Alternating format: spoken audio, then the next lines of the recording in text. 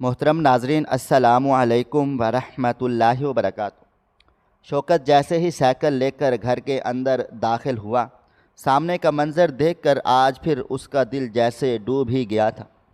اس کا 12 سالہ بیٹا سہیل ننگے بدن کے ساتھ دھوپ میں کھڑا تھا اور شوکت کی دوسری بیوی منزہ ہاتھ میں چھڑی پکڑے اسے مار پیٹ رہی تھی۔ جیسے ہی اس نے شوکت کو دیکھا، چھڑی شوکت کے ہاتھ میں دیتے ہوئے کہنے لگی، سیدھا کر لو اپنے بیٹے کو ورنہ مجھ سے برا کوئی بھی نہیں ہوگا۔ شوکت نے چھڑی پکڑ لی اور آنکھوں میں آنسو لیے اپنے بیٹے کو پیٹنے لگا کیونکہ میں خاموشی سے فٹ پاتھ پر بیٹھا ہوا تھا، نظر خلا میں گم تھی۔ دل اتنا اداس تھا کہ میں اپنی کیفیت لفظوں میں بیان نہیں کر سکتا تھا۔ ہر طرف سناٹے کا بسیرا تھا، بس میں خاموشی سے اس بڑے علاقے کی فٹ پاتھ پر بیٹھا ہوا تھا۔ دل مچل رہا تھا کہ ایک دفعہ میں اس در پر چلا جاؤں، لیکن جانتا تھا اگر میں وہاں گیا تو وہاں سے صرف دھدکار ملے گی اور کچھ نہیں۔ کچھ دیر تک میں وہیں بیٹھا رہا تھا اور پھر اپنے کام کی جگہ کے لیے روانہ ہو گیا تھا۔ ابھی مجھے سائیکل چلاتے ہوئے کچھ ہی دیر ہوئی تھی جب میرا موبائل فون بجنے لگا تھا۔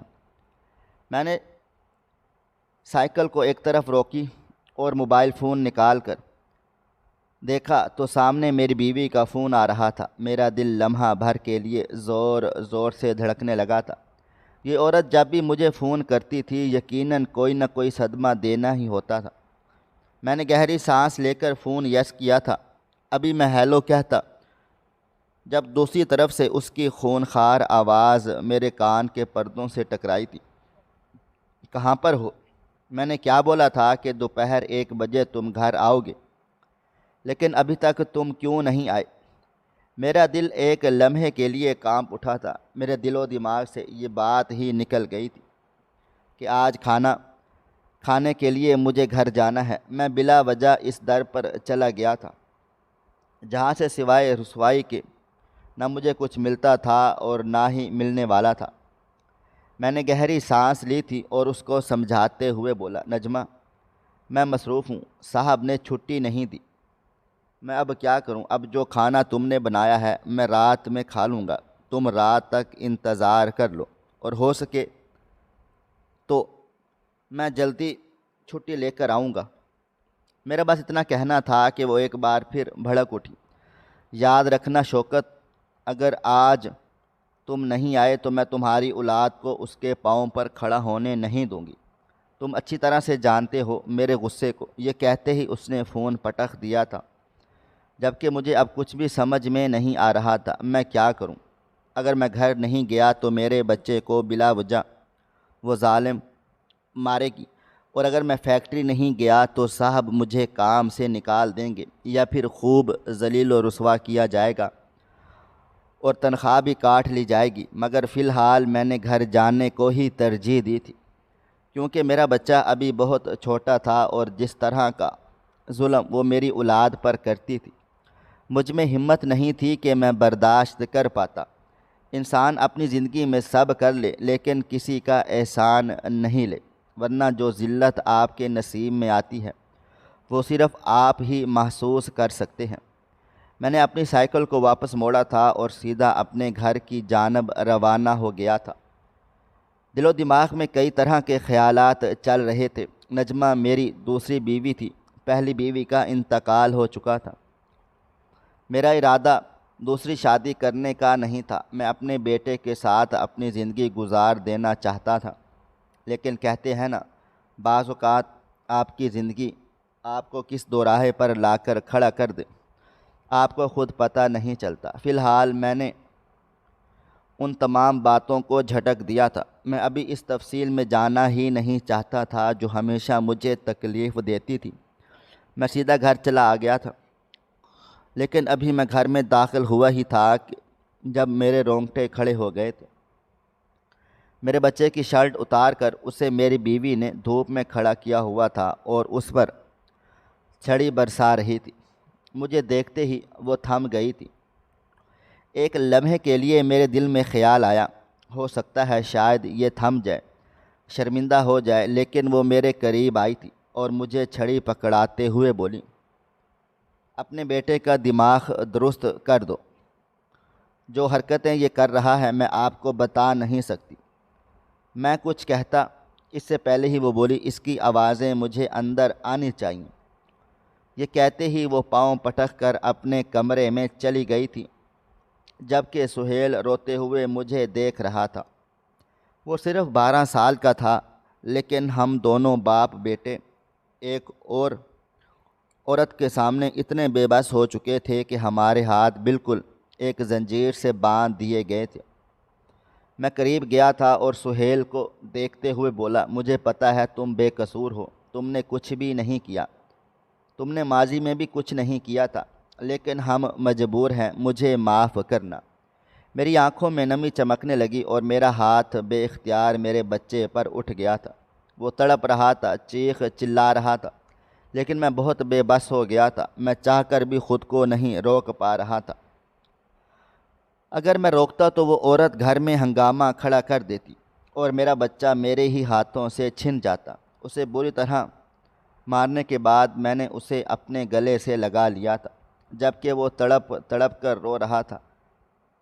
ایک مرد کے ہاتھ سے اس نے مار کھائی تھی، صرف ایک 12 سال کا بچہ۔ کافی دیر رونے کے بعد وہ کھڑا ہوا تھا اور اپنے کمرے میں بند ہو گیا تھا، جبکہ میں نے چھڑی کو ایک طرف پھینکا تھا اور اپنی آنکھوں کی نمی کو صاف کر کے میں اپنے کمرے میں داخل ہو گیا تھا۔ نجمہ بیڈ پر غصے سے بیٹھی ہوئی تھی۔ میں قریب گیا تو وہ مجھے جھڑکتے ہوئے بولی، سب پتہ ہے مجھے، مار کر اپنے بچے کو سینے سے لگا رہے تھے۔ تم وہ وقت بھول گئے جب میں تڑپ تڑپ کر روئی تھی تمہارے اس لاڑلے کی وجہ سے۔ صرف شوکت تمہارا منہ ہے، ورنہ میں اس کو ابھی کے ابھی پولیس کے حوالے کر دوں۔ جو اس نے کیا تھا میں بھول نہیں سکتی۔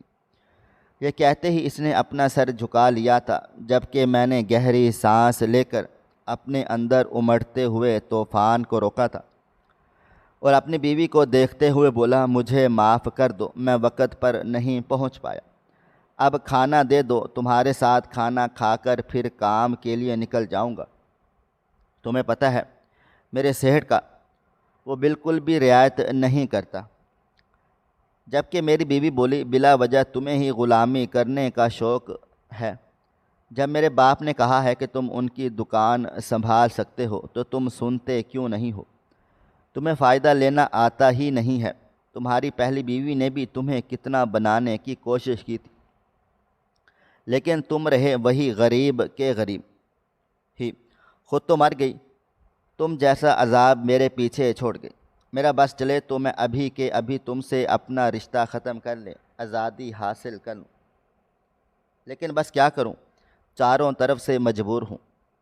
یہ کہتے ہی وہ کمرے سے چلی گئی تھی، جبکہ میں نے سر جھٹک کر اس کی باتوں کو دماغ میں لانے سے روک دیا تھا۔ یہ عورت ایسی ہی جلی کٹی باتیں کر کے میرا دل جلاتی تھی۔ آج مجھے احساس ہو رہا تھا، جب آپ کسی کے ساتھ برا کرتے ہیں تو زندگی میں ایک دفعہ آپ کے ساتھ مکافات عمل ضرور ہوتا ہے۔ میری پہلی بیوی میرے لیے اپنی جان تک دینے کو تیار تھی اور میں اس کی قدر تک نہیں کرتا تھا۔ وجہ صرف اس کا پڑھا لکھا ہونا اور امیر ہونا تھا، اور جب وہ اس دنیا سے چلی گئی تب مجھے شدت سے احساس ہوا تھا کہ میں نے کس ہیرے کو اپنی زندگی سے کھو دیا ہے۔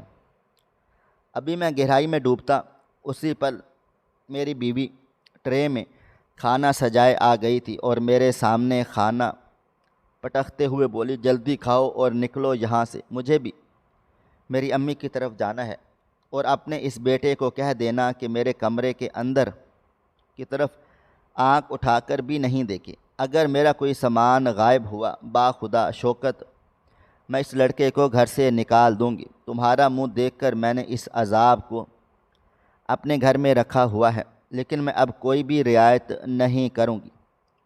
اپنی بیوی کی بات سن کر میں نے کوئی بھی جواب نہیں دیا تھا، بس سر جھکائے روٹی اپنے حلق میں اتارنے لگا تھا۔ ایسا لگتا تھا جیسے میرے حلق میں کانٹے چبھ رہے ہوں۔ آنکھوں میں بار بار نمی آ رہی تھی۔ کھانا بہت بد ذائقہ تھا، لیکن میں ایک لفظ بھی نہیں کہہ سکتا تھا، کیونکہ اگر میں ایک لفظ بھی کہتا تو اس کا بس مجھ پر تو نہیں لیکن میری اولاد پر ضرور چلتا، اور وہ بلا وجہ میرے بیٹے کو اذیت پہنچاتی۔ کچھ دیر کے بعد میں نے ایک روٹی اپنے حلق سے جیسے تیسے اتار لی اور پانی پی کر اپنی جگہ سے کھڑا ہو گیا۔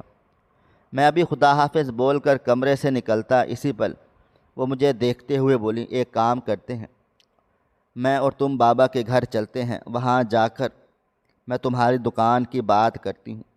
بابا جان کی اتنی دکانیں ہیں، تمہیں ایک دے دیں گے تو ان کا کوئی کچھ بگاڑ نہیں پائے گا، اور ویسے بھی میں ان کی ایک ہی بیٹی ہوں، اپنا سب کچھ وہ مجھ پر ہی تو واریں گے۔ بھائی کون ہونے ان کے حصے کی جائیداد دے دی ہے۔ اپنی بیوی کی بات سن کر میں نے گہری سانس لی تھی اور اس کو دیکھتے ہوئے بولا، مجھے ضرورت نہیں ہے، میں محنت کی کما کر کھانا چاہتا ہوں۔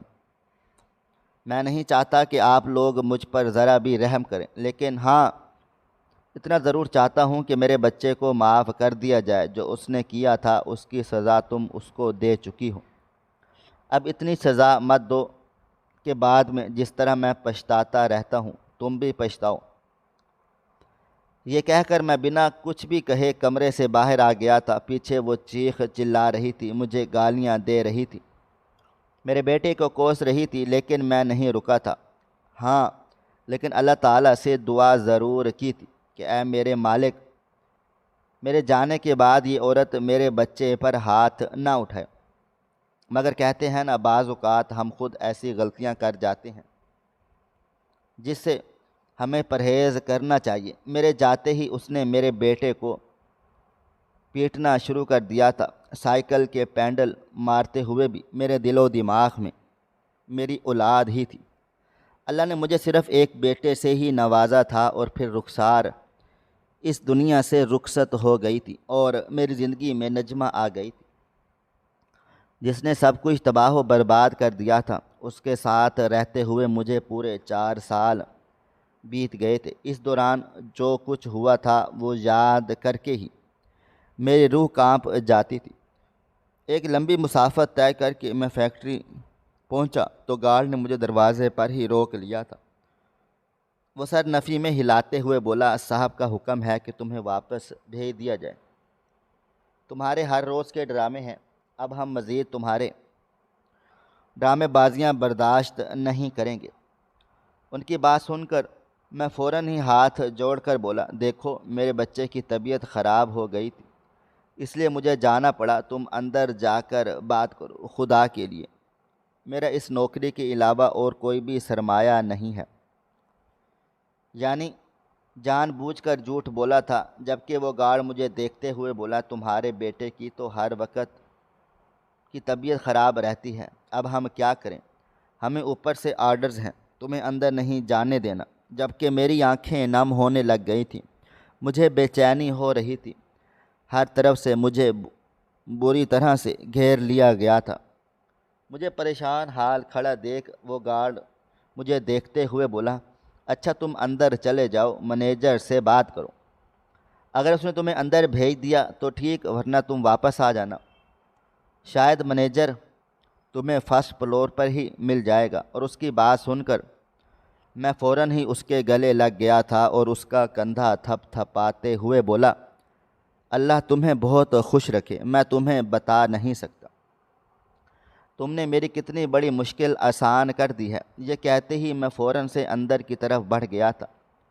رکنا میں نے مناسب بالکل بھی نہیں سمجھا تھا۔ میں اندر داخل ہوا تو اندر کے گارڈ نے بھی مجھے روکنے کی کوشش کی تھی، لیکن باہر موجود گارڈ نے اسے اشارے سے منع کر دیا تھا۔ میں سیدھا فرسٹ فلور پر چلا آیا تھا۔ مینیجر فرسٹ فلور کے ورکر کو کام سمجھانے کے لیے آیا ہوا تھا۔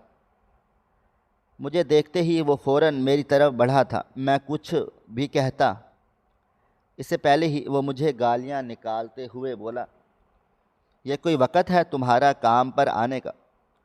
صبح بھی تم دیر سے آتے ہو، دوپہر کے کھانے کے لیے بھی جاتے ہو، پھر وہاں سے بھی لیٹ آتے ہو۔ تم نے کیا سمجھ رکھا ہے سب کو، یہ تمہارے باپ کی فیکٹری ہے، جب تمہارا دل چاہے گا منہ اٹھا کر آ جاؤ گے، اس کی بات سن کر میرا سر شرم سے جھک گیا تھا۔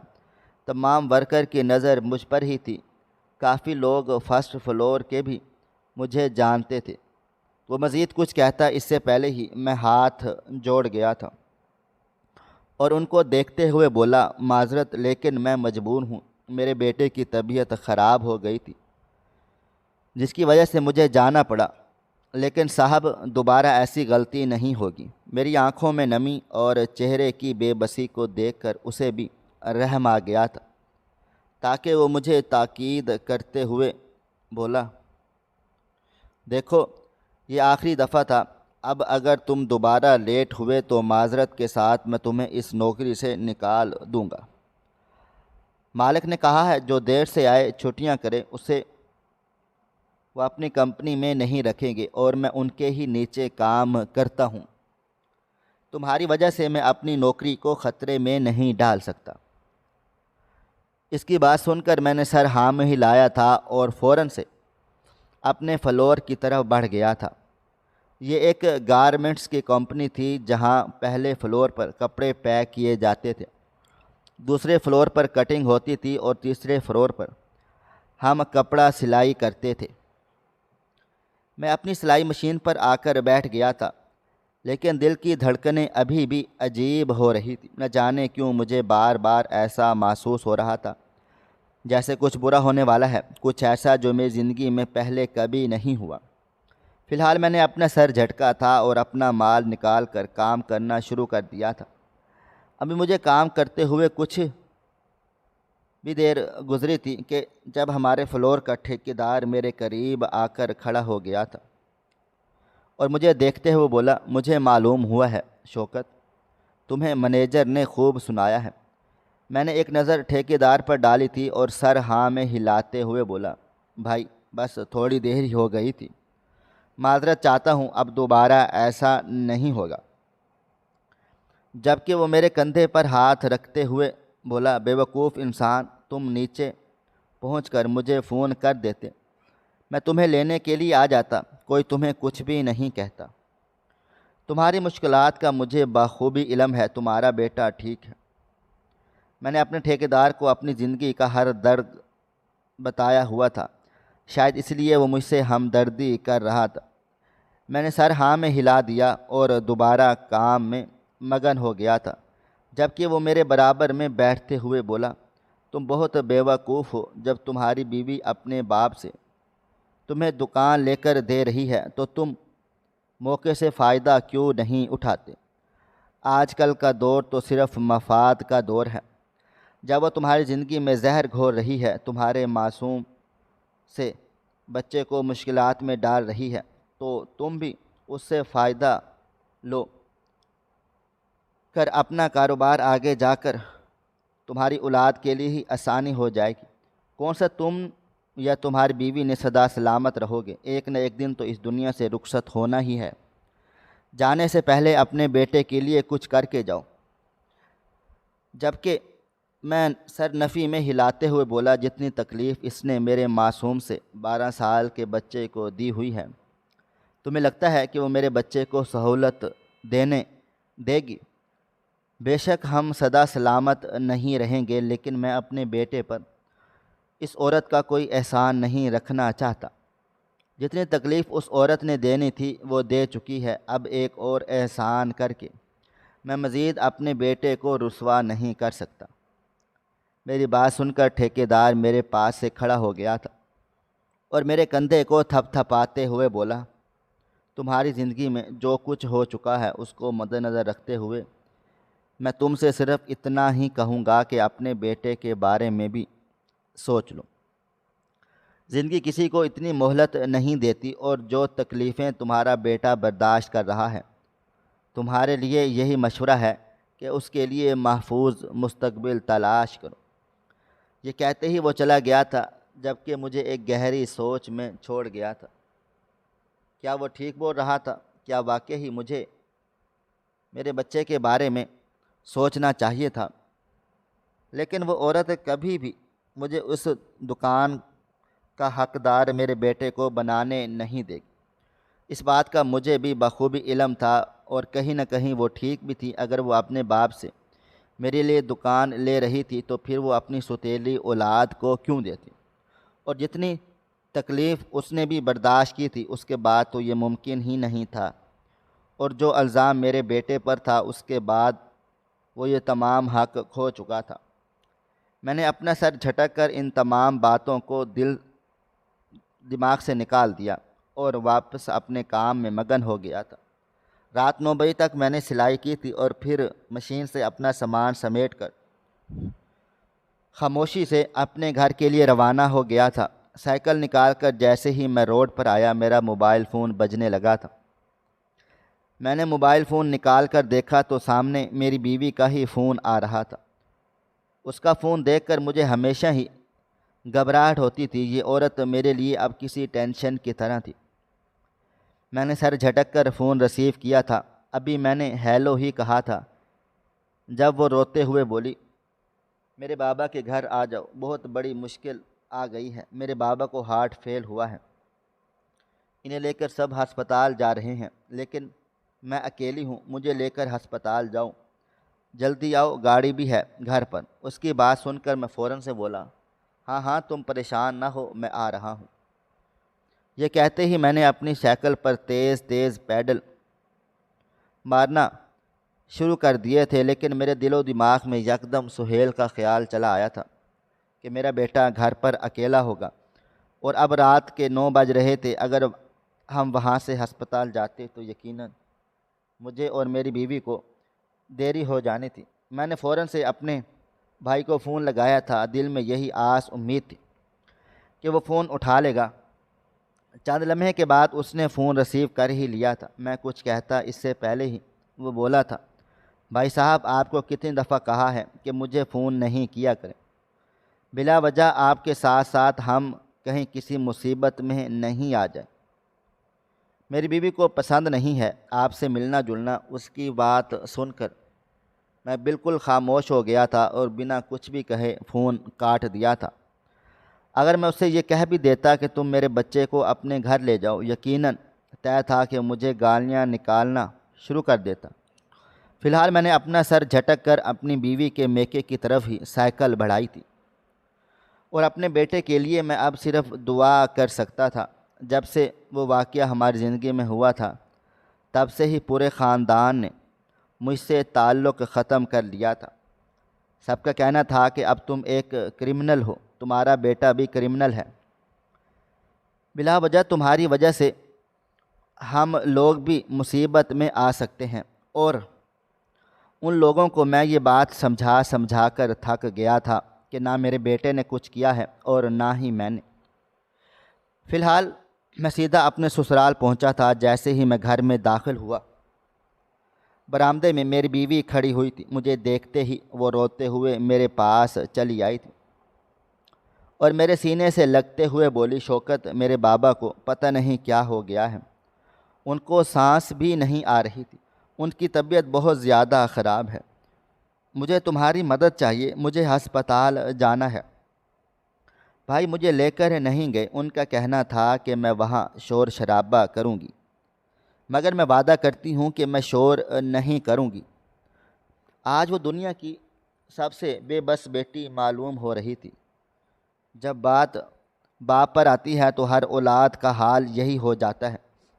میں اس کو دیکھتے ہوئے بولا، تم پریشان نہ ہو، میں رکشا کرتا ہوں، تم اور میں چلتے ہیں۔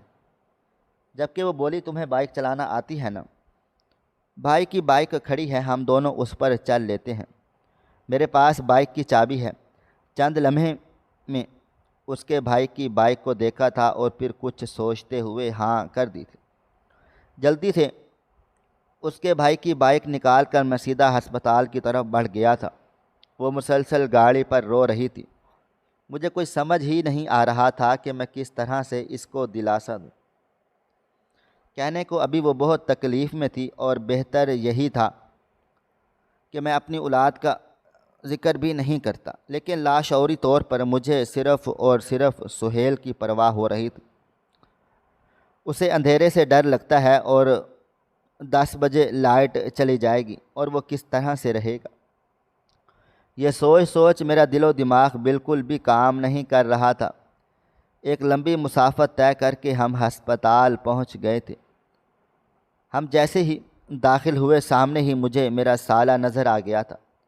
مجھے دیکھتے ہوئے وہ فوراً سے میرے قریب چلا آیا اور مجھے دیکھتے ہوئے بولا، بھائی بلڈ کی ضرورت ہے، بابا جان کی حالت بہت زیادہ خراب ہو رہی ہے، ان میں خون کی بہت کمی ہے، میرا بلڈ ان سے میچ نہیں ہو رہا، اگر تم میری مدد کر دو تو میں تمہارا ہمیشہ شکر گزار رہوں گا۔ میں اس کی بات سن کر فوراً سے بولا، ارے بھائی وہ بھی تو میرے باپ کے جیسے ہیں، میں کیوں نہیں دوں گا۔ میں فوراً سے اس کے ساتھ لیبارٹری کی طرف بڑھ گیا تھا، مگر میرے دل و دماغ میں یکدم وہ پل آنے لگے تھے جب میں نے بھیک مانگی تھی اسی آدمی کے قدموں میں بیٹھ کر، اور وہ اتنا فرعون بن گیا تھا کہ اس نے صاف کہہ دیا تھا کہ جب تک تمہارا بیٹا پھانسی کے پھندے پر نہیں چڑھ جاتا میں سکون سے نہیں بیٹھوں گا۔ اس نے میرے بیٹے کو کتنا مارا پیٹا تھا، میری آنکھوں کے سامنے وہ تمام لمحات آنے لگ گئے تھے، میرے ہاتھ پاؤں ٹھنڈے پڑنا شروع ہو گئے تھے، آنکھوں میں نمی آنے لگ گئی تھی، مگر اس وقت میں صرف انسانیت کو دیکھ رہا تھا۔ اگر میں بھی اس آدمی کی طرح ہی برتاؤ کرتا تو مجھ میں اور اس میں کیا فرق رہ جاتا۔ اور جب میں نے اپنی پہلی بیوی کو اپنے ہاتھوں سے کھویا تب سے میں نے اپنا آپ تبدیل کر لیا تھا۔ رخسار میرے لیے وہ سبق تھی جس نے مجھے زندگی کے صحیح معنی سمجھائے تھے، اور نجمہ میرے لیے وہ سبق تھی جس نے مجھے دنیا کی حقیقت دکھائی تھی۔ اگر آپ کسی کے ساتھ برا کرو گے تو قسمت آپ کو بھی کبھی نہیں چھوڑے گی۔ لیبارٹری میں جاتے ہی جیسے ہی میرا بلڈ ٹیسٹ ہوا، میرا اور ان کے بابا کا بلڈ میچ ہو گیا تھا۔ فوراً سے ہی میرا بلڈ لے لیا گیا، جبکہ میں خاموشی سے باہر کو آ گیا تھا۔ اس کا بھائی میرے لیے جوس وغیرہ لے کر آیا تھا، لیکن میں نے کچھ بھی نہیں لیا تھا، بس خاموشی سے بیٹھا ایک طرف گھورے جا رہا تھا۔ میری بیوی بھی میرے برابر میں ہی بیٹھی مسلسل رو رہی تھی۔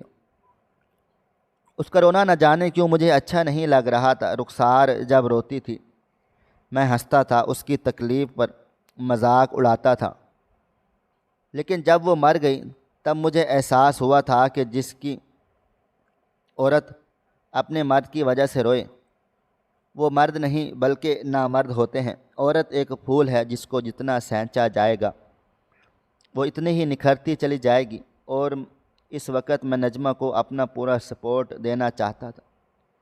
میں نے قریب ہو کر اسے اپنے گلے سے لگا لیا تھا، جبکہ وہ پھر بھی روئے جا رہی تھی۔ اس کے لبوں پر صرف ایک بات تھی کہ اگر میرے باپ کو کچھ ہو گیا تو میں بھی جی نہیں پاؤں گی۔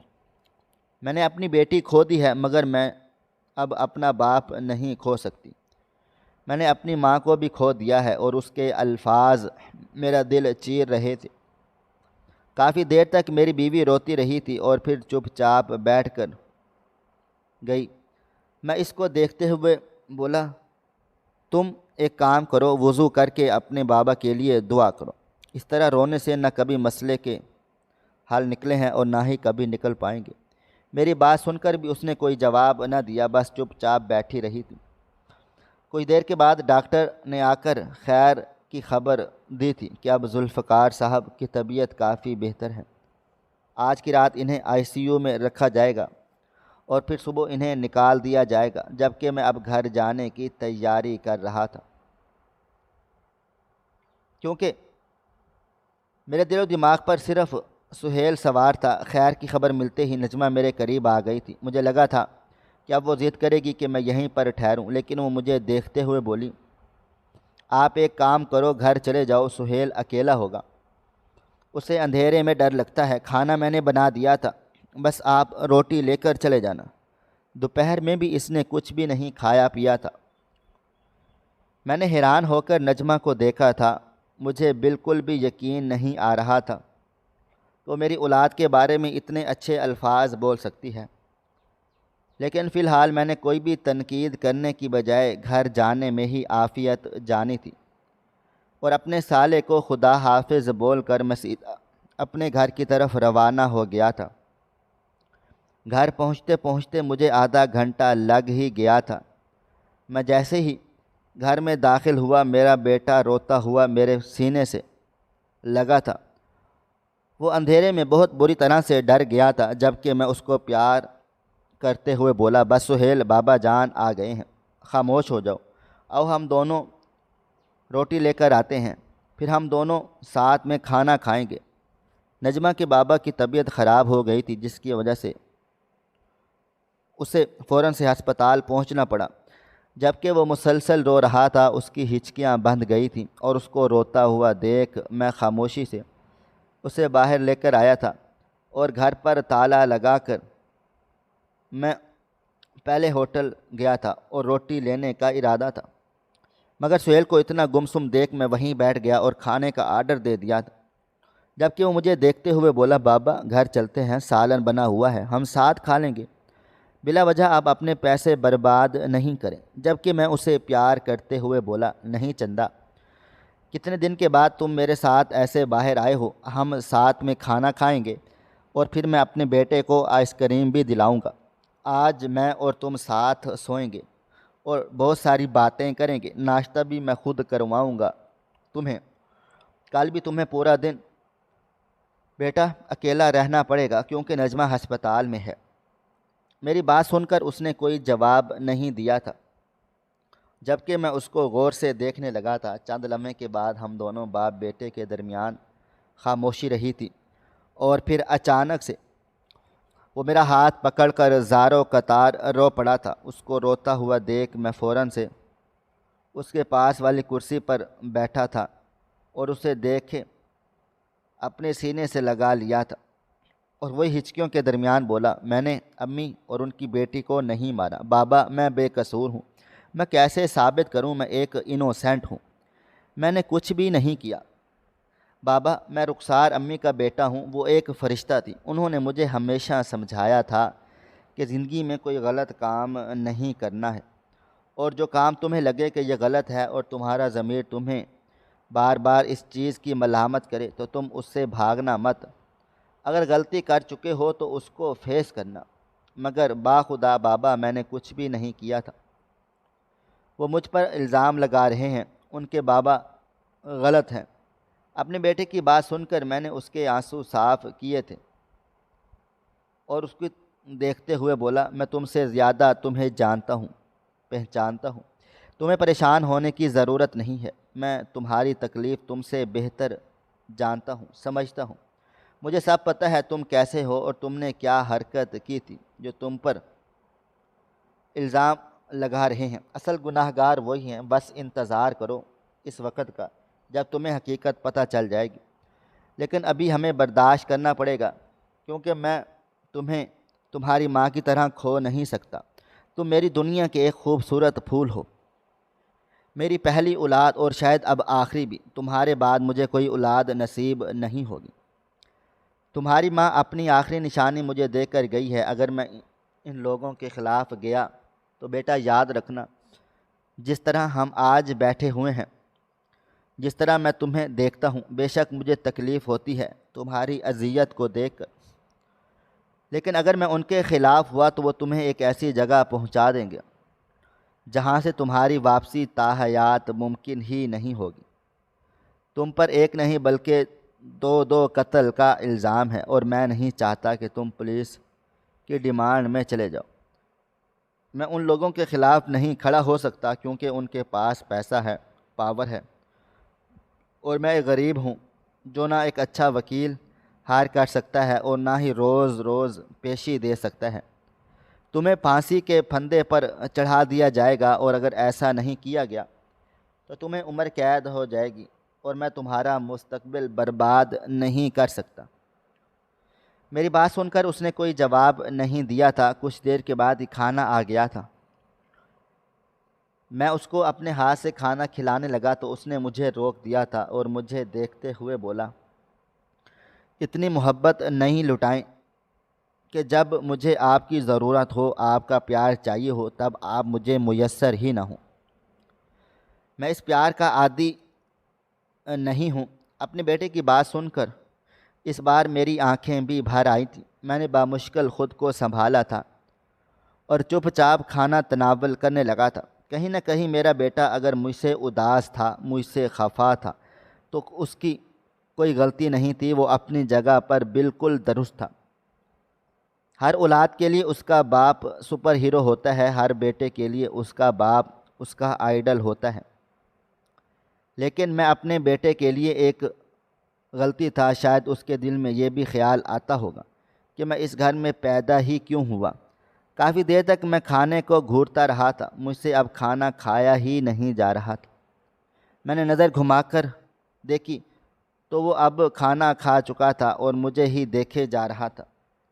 میں نے پیار سے اس کے سر پر ہاتھ رکھا اور نم لہجے میں بولا تھا، مجھے معاف کر دینا سہیل، میں بہت بے بس ہوں، میں کچھ بھی نہیں کر سکتا، مجھ سے کوئی آس امید مت رکھو، میں تمہیں جیل نہیں بھیج سکتا۔ یہ کہتے ہی میں اپنی جگہ سے کھڑا ہو گیا تھا، جبکہ وہ میرا ہاتھ تھام کر بولا، میں کچھ نہیں کہہ رہا بابا جان، نہ پہلے آپ سے کچھ کہا ہے، بس آج دل بھاری ہو گیا تھا، شاید اندھیرے سے ڈر گیا۔ آپ کھانا کھا لیں، اس طرح بھوکے نہیں جائیں، سارا دن آپ کام کاج کرتے ہیں اور پھر ہسپتال میں بھی اتنا وقت دے کر آئے ہوئے ہیں۔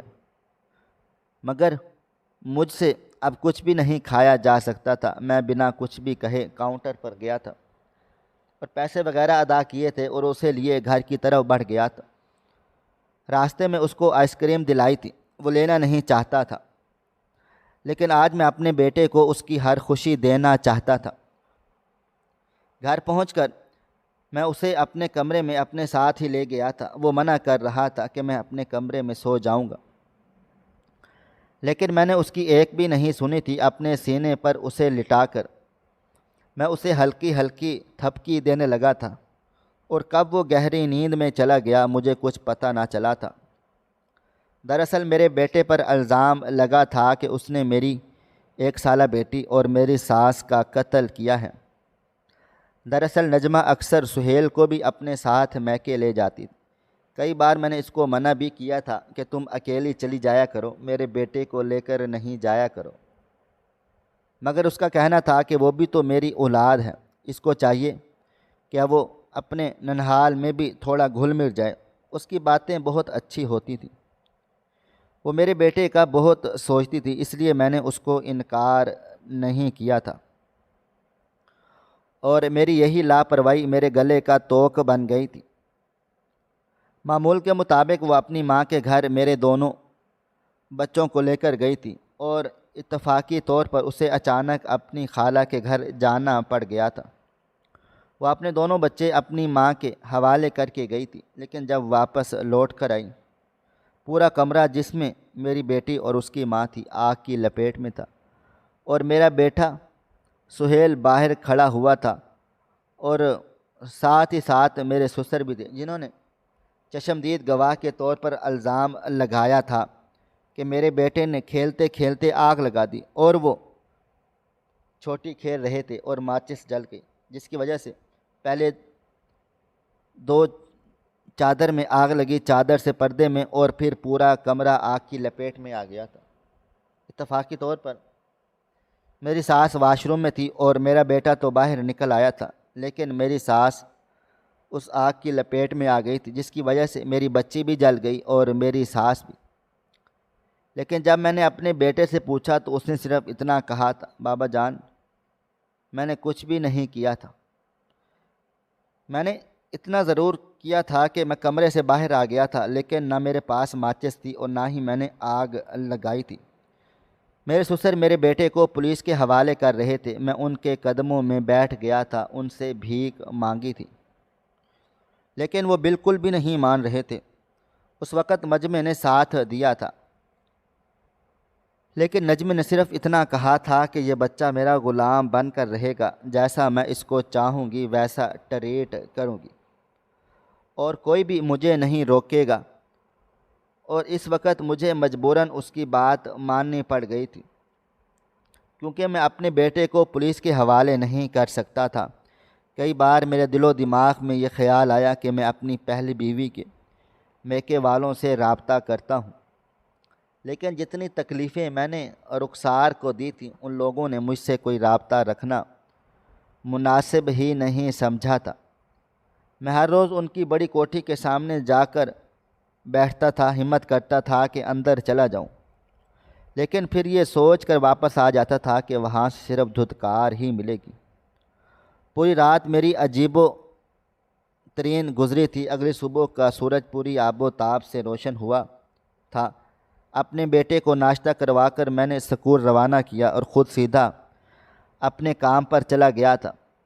میرا دل چاہ رہا تھا کہ میں ایک دفعہ ہسپتال چلا جاؤں، لیکن جس طرح سے میرا بیٹا رو رہا تھا وہ وقت یاد کر کے میرا دل بالکل بھی نہیں کیا کہ میں اس کے پاس جاؤں۔ میری بیوی کا بھی فون نہیں آیا تھا۔ مجھے حیرانگی بھی تھی۔ ارادہ اب دوپہر میں جانے کا بن گیا تھا، کیونکہ نجمہ کا دماغ کب گھوم جائے کسی کو کچھ پتہ نہیں چلتا۔ بریک ٹائم میں میرے پاس 2 گھنٹے تھے۔ میں نے فوراً اپنے سالے کی گاڑی لی، ہسپتال پہنچ گیا۔ میں ریسیپشن پر پہنچا ہی تھا کہ جب مجھے میرا سالہ مل گیا۔ میں کچھ کہتا اس سے پہلے ہی وہ میرے گلے سے لگ گیا تھا۔ مجھے ایک لمحے کے لیے خوف سا محسوس ہوا، کیا اس کا باپ مر چکا ہے؟ لیکن وہ روتے ہوئے بولا، بھائی مجھے معاف کر دو، میں نے آپ کو کتنی گالیاں دی تھیں، لیکن آج پتہ چلا ہے کہ اصل گناہ گار کون تھا۔ اس کی شکل حیرانگی سے دیکھنے لگا تھا، اور پھر جو بات اس نے بتائی وہ سن کر میں بول ہی نہیں پایا تھا۔ خدا ایسے بھی مہربان ہوتا ہے، کیا خدا ایسے بھی معصوموں کی حفاظت کر لیتا ہے؟ میرا سالہ کہنے لگا، بھائی جان، بابا نے ہم دونوں بہن بھائیوں کو حقیقت بتائی ہے کہ اس دن آگ آپ کے بیٹے نے نہیں بلکہ انہوں نے خود لگائی تھی، کیونکہ وہ امی جان سے چھٹکارا پانا چاہتے تھے۔ کافی جائیداد امی جان کے نام پر ہے اور وہ جائیداد اپنے نام کروانا چاہتے تھے، لیکن بس بے دہانی میں آپ کی بیٹی کا بھی انتقال ہو گیا۔